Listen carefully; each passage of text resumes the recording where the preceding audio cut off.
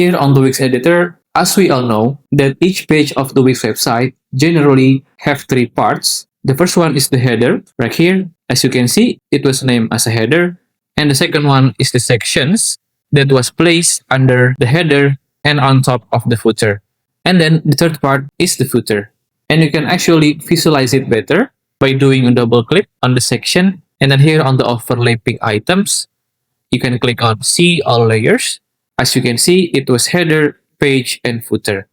And then to set or customize the height of the page is to set a header's height, the section heights, and also the footer's height. You want to customize it individually. So for example, here on the header, you can just click on the header, and then to adjust the height, you want to click right here on this arrow facing up and down.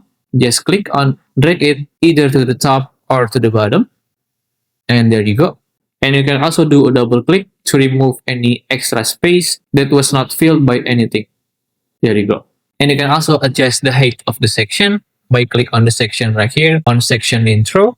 Again, on the bottom of the section, you want to click on this arrow facing upside down. Just drag it to the top or drag it to the bottom.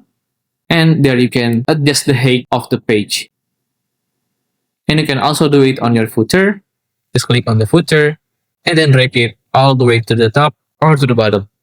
And there you go. If you still have any question about WIX, just comment down below and I will try my best to assist and help you guys.